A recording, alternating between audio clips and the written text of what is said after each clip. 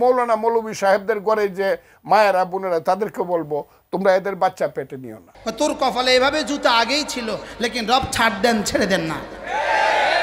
ফজু পাগলা, নতুন পাগলার আমদানি, পুরান পাগলের বাত নাই, নতুন পাগলের আমদানি। বাস্তব না বাস্তব? পুরান পাগলের ভাত নাই, নতুন পাগলের কি? এতে মনে করছে আমার তো কেউ নাম লয় না, তা আমি একটু কিছু কই, আমি একটু কিছু কই, তো হুজুরে আমারে কিছু কইব। হুজুরে আমারে কি, গত জিলহজ মাসে ফজু পাগলা বাংলাদেশের মসজিদের মাদ্রাসাগুলোকে নিয়ে কটাক্ষ করেছে। রব এতদিন তওবার সুযোগ দিয়ে আজকে ধরে ফেলেছে। তোর কপালে এভাবে জুতা আগেই ছিল, লেকিন রব ছাড় দেন, ছেড়ে দেন না। কি বলছি বলেন বলেন? আচ্ছা, এই পর্যন্ত বাংলাদেশে আলেম ওলামাদেরকে কটাক্ষ করে কে কে বেঁচে গেছে? এদের থেকে এরা শিক্ষা নেয় না। যেদিন মাদ্রাসা মসজিদকে নিয়ে কটাক্ষ করেছিল, আলেম ওলামাদেরকে নিয়ে কটাক্ষ করেছিল, সেদিনেই জুতা পিটা হয়ে গেছে। লেকিন ধরতে আল্লাহ দেরি করে, আল্লাহ একটু ছাড় দেয়। আল্লাহ একটু কি দেয় বলেন? আজকে জুতা পিটাটা সারা বাংলাদেশের সব জেলা কেমন হলো? ফজু পাগলার গালে গালে জুতা মারো, তালে তালে কতবার কইছে? কইছে না? কেন? মসজিদ মাদ্রাসা নিয়ে কি করছিল? করছে না? আমরা তখন হজে ছিলাম, তো তওয়াফে বলে দিয়েছি রবকে যা বলার।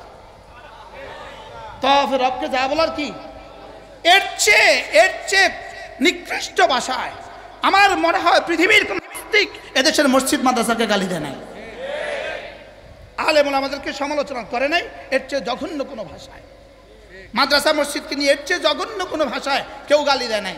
এই কম বক্ত 5ই আগস্টের পরে যে পরিমাণ গালি দিয়েছে, আর এই কুলাঙ্গার 5ই আগস্টের শহীদদেরকে, 5ই আগস্টের আহতদেরকে, 5ই আগস্টের বীরদেরকে সে কি বলেছে? কালো শক্তি। অথচ এই কুলাঙ্গারের জানা নাই, এরা যদি না হয়তো তোমার মতো ফজলুরা আজকে বাংলাদেশে একটা কথাও বলতে পারতাম না। বাস্তব না বাস্তব? আফসোস হয় এরা ইতিহাস থেকে শিখে না কিছু। এই জন্য আগামীতে যেন আর কেউ ফজু পাগলার মতো কটাক্ষ না করে, কেউ যেন আমাদের কার মৌলবাদী বলে গালি না দেয়। যেই দিবে তার পরিণতি এমন হবে, বলেন যেই দিবে তার পরিণতি কি হবে বলেন? এমনটি হবে। তার পরিণতি জুতা জুতা জুতা, শুধু জুতার ফিডা, শুধু জুতার ফিডা। বারহাল আল্লাহ আমাদেরকে বুঝা মানা সহজ করে দেন। আল্লাহ আমাদেরকে এখান থেকে কিছু শিখার তৌফিক দান করেন, আগামী প্রজন্মকে এখান থেকে কিছু শিখার তৌফিক দান করেন। বারহাল আমার কথা চলছিল রাসূল করিম সাল্লাল্লাহু তাআলা আলাইহি ওয়াসাল্লামের নবুয়তের আগের জীবন, সেটাও আমাদের আলোচ্য বিষয়, সেটাও আমাদের জন্য বরকতের। নবুয়তের পরের জীবন, সেটাও আমাদের জন্য বরকতের। তবে নবুয়তের আগের জীবন আমাদের জন্য কি নয়, আমলীয় নয়, আমলের জন্য আমল করার বিষয় নয়, নবুয়তের পরের বিষয়, কোনোটা ছেড়ে দেওয়ার বিষয় নয়। এরা আমাদেরকে জন্মের একদিনের দিকে নিয়ে যাচ্ছে কেন? কারণ জন্মের একদিনের মধ্যে তো কোনো আমল নাই, জন্মের একদিনের মধ্যে তো ঈমান নাই, জন্মের একদিনের মধ্যে তো নামাজ নাই, জন্মের একদিনের মধ্যে তো রোজা নাই, জন্মের একদিনের মধ্যে তো হজ নাই, জন্মের একদিনে তো পর্দা নাই, জন্মের একদিনে তো যাকাত নাই, জন্মের একদিনে তো জিহাদ নাই। এই জন্যই আমাদেরকে জন্মের দিকে ঠেলে দিচ্ছে, কারণ জন্মের মধ্যে জিহাদ নাই, জন্মের মধ্যে নামাজ নাই, জন্মের মধ্যে রোজা নাই, জন্মের মধ্যে কিছু নাই। এই জন্য আমাদেরকে জন্মের দিকে ঠেলে দেওয়ার চেষ্টা করছে। আর আমরা উম্মতে মুসলিমাকে 23 বছরের নামাজ, 23 বছরের রোজা, 23 বছরের যাকাত, 23 বছরের হজ, 23 বছরের নবুয়তের জিন্দেগি, 23 বছরের মক্কার 13 বছরের জিন্দেগির দাওয়াত, মদিনার 10 বছরের জিন্দেগির জিহাদ আলোচনা করলে কি হবে? এটা মানার নাই, এটা আলোচনার। আর পরের জিন্দেগি আলোচনার এবং মানার। পরের জিন্দেগি কি, আগের জিন্দেগি কি? আলোচনার এবং শুধু আলোচনার। আর পরের জিন্দেগি কি? তাহলে মিলাদুন নবী কি আলোচনার না মানার? এটা কি? আল্লাহ আমাদেরকে বোঝা মানা সহজ করে দিন। আমি আধা ঘন্টা কথা বলবো বলে নিয়ত করেছি, কারণ আপনারা ক্লান্ত, সেই আসর থেকে বসে আছেন। আল্লাহ তাআলা যেন সিরাতের পূর্ণাঙ্গ সিরাতের মুতালা আমাদেরকে নসিব করেন। আখেরি কথা, সিরাত মানে তিনটা অধ্যায়, সিরাত গোটা সিরাত মানে তিনটা জিনিস। মা জা বিহি রাসূল, রাসূল কি নিয়ে এসেছেন, কি নিয়ে এসেছেন। 2 নাম্বার রাসূল কিভাবে আনছেন, বলেন বলেন কি নিয়ে এসেছেন বলেন। 2 নাম্বার কি নিয়ে আসছেন। 1 নাম্বার হলো মুহাম্মদ কোন থে, মান হুয়া মুহাম্মদ, মুহাম্মদ কে ছিলেন, এটা হলো 1 নাম্বার। 2 নাম্বার মা জা বিহি রাসূল, রাসূল কি নিয়ে এসেছেন। 3 নাম্বার কাইফা জা বিহি রাসূল, কিভাবে নিয়ে আসছেন, বলেন কি, কে, কি, কিভাবে। এই 3 প্রশ্নের নাম সিরাত। সুবহানাল্লাহ বলেন, কি বলছি বলেন। মান হুয়া মুহাম্মদ, মুহাম্মাদুর রাসূলুল্লাহ সাল্লাল্লাহু আলাইহি ওয়াসাল্লাম বলা যাবে না, আয়াত, এটা আয়াত। মুহাম্মাদুর রাসূলুল্লাহ ওয়াল্লাযীনা মাআহু আশিদ্দাউ আলাল কুফফার রুহামাউ বাইনাহুম তারাহুম রুকআন সুজদা ইয়াবতাগুনা فضلا من الله سيماهم في وجوههم من اثر السجود। এই আয়াত হলো মুহাম্মদ কে ছিলেন, মুহাম্মদ কোন থে, মুহাম্মদ কে ছিলেন। রব এটা পরিচয় দেন নাই, মুহাম্মদ আব্দুল্লাহর বেটা মুহাম্মদ, এটা রব বলেন নাই। আব্দুল মুত্তালিবের নাতি মুহাম্মদ, এটা রব বলেন নাই। খাদিজার স্বামী মুহাম্মদ, এটা রব বলেন নাই।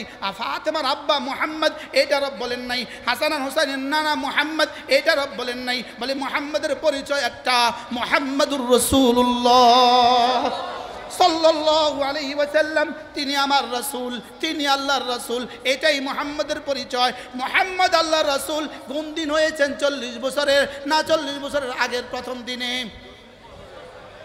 কি ভাই, তাহলে একটা হলো মুহাম্মদ ইবনে আব্দুল্লাহর জন্ম, আরেকটা হলো মুহাম্মাদুর রাসূলুল্লাহর জন্ম। মুহাম্মাদুর রাসূলুল্লাহর বয়স 40 বছর হলো, সেদিন রাসূলুল্লাহ হয়েছেন। সুবহানাল্লাহ বলে কি ভাই। এক প্রশ্নের জবাব আমরা শিখলাম, মুহাম্মদ কোন থে, উত্তর মুহাম্মাদুর রাসূলুল্লাহ, বলেন মুহাম্মাদুর রাসূলুল্লাহ। এবার মুহাম্মদ কি নিয়ে এসেছেন, মা আতাকুমুর রাসূলু ফাখুদু।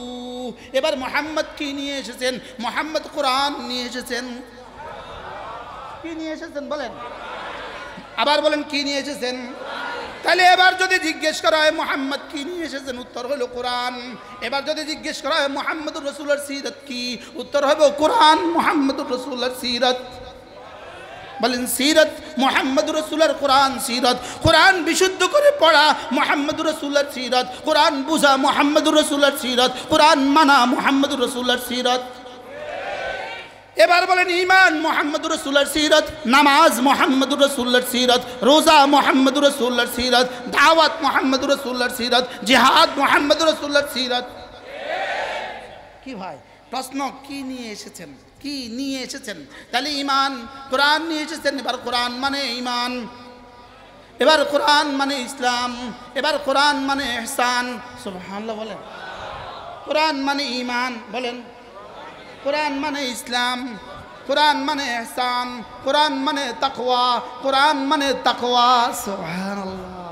তাহলে মুহাম্মদ কি নিয়ে এসেছেন, উত্তর বলবো ঈমান নিয়ে আসলেন। 2 নম্বরে ইসলাম নিয়ে আসলেন। 3 নম্বরে ইহসান নিয়ে আসছেন। 4 নম্বরে তাকওয়া নিয়ে আসছেন। এগুলো হলো কোরআন। রাসূল কি নিয়ে এসেছেন, এবার উত্তর হলো কিভাবে নিয়ে আসলেন, কিভাবে, কেসে আয়া, কিভাবে আসলেন, কিভাবে, কিভাবে, কে ছিলেন, কি নিয়ে আসলেন, কিভাবে আসলেন, কিভাবে আসলেন, কিভাবে এগুলো নিয়ে আসলেন, তো কিভাবে আসলেন, এগুলো নিয়ে আসছেন তো কিভাবে আসলেন। 1 নম্বর তালিম, সুবহানাল্লাহ। 2 নম্বর দাওয়াত, 3 নম্বর তাবলীগ, 4 নম্বর তাজকিয়া, 5 নম্বর জিহাদ। সুবহানাল্লাহ বলেন। দাওয়াত তালিম তাবলীগ তাজকিয়া ও জিহাদ, দাওয়াত তালিম তাবলীগ তাজকিয়া ও জিহাদের মাধ্যমে নিয়ে আসছেন। রাসূল ঈমান নিয়ে আসছেন কিভাবে, দাওয়াত তালিম তাবলীগ তাজকিয়া ও জিহাদ। নামাজ নিয়ে আসছেন কিভাবে, দাওয়াত তালিম তাবলীগ তাজকিয়া ও জিহাদ। রোজা নিয়ে আসছেন কিভাবে, দাওয়াত তালিম তাবলীগ তাজকিয়া ও জিহাদ। তাইলে বোঝা গেছে কোরআন সিরাত, দাওয়াত তালিম তাবলীগ তাজকিয়া ও জিহাদ সিরাত। মিলাদের মধ্যে দাওয়াত নাই, মিলাদের মধ্যে মিলাদের মধ্যে তাবলীগ নাই। মিলাদ হইলে দাওয়াত লাগে না, তালিমও লাগে না, তাবলীগও লাগে না, জিহাদও লাগে না, সিরাতও লাগে না। এজন্য ওরা আমাদেরকে কৌশলে মিলাদমুখী করে দিয়ে পুরো ইসলামকে দিবসমুখী করে দেওয়ার ষড়যন্ত্র। এটা ইহুদিও ছাড়া অন্য কিছু না। আমি কি বুঝাইতে পারছি? আমি নিয়ত করছি 30 মিনিট বয়ান করব। 30 মিনিটে রব আমাকে দিয়ে সিরাত বলায় দিচ্ছে। আলহামদুলিল্লাহ বলে 3 ঘন্টার বয়ানকে আল্লাহ তাআলা আধা ঘন্টা করায় দিচ্ছে। কি রাসূল কি নিয়ে এসেছেন? কোরআন। বলেন রাসূল কি নিয়ে এসেছেন? এবার উত্তর দেন কিভাবে নিয়ে আসছেন? তালিম, দাওয়াত, তাবলীগ, তাজকিয়া। আবার বলেন, সবাই বলেন, আবার বলেন। বুঝে গেছে? তাইলে বুঝা গেছে তালিম বাদ দিয়া যদি তুমি মনে করো ইসলাম হবে, হবে না। দাওয়াত বাদ দিয়া ইসলাম হবে না, তাবলীগ বাদ দিয়া ইসলাম হবে না, তাজকিয়া বাদ দিয়া ইসলাম হবে না, জিহাদ বাদ দিয়া ইসলাম হবে না। যদি জিহাদ বাদ দাও, সিরাত বাদ। জিহাদ বাদ দিলে কি বাদ? তাজকিয়া বাদ দিলে, তাবলীগ বাদ দিলে, দাওয়াত বাদ দিলে, তালিম বাদ দিলে।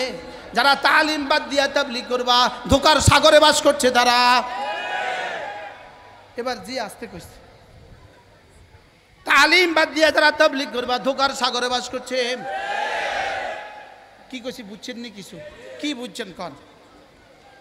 মাদ্রাসা বাদ দিয়া তাবলীগ করবে, এরা ডাক্তার বাদ দিয়া অপারেশন করবে। কি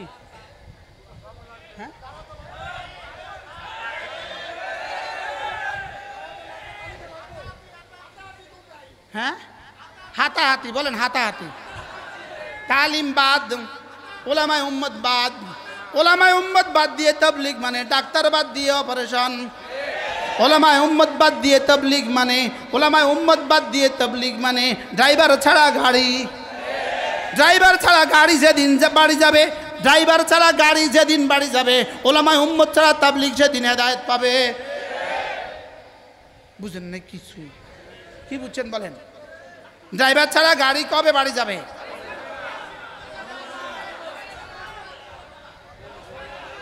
ওলামায়ে কেরাম ছাড়া তাবলীগ হেদায়েত কবে পাবে?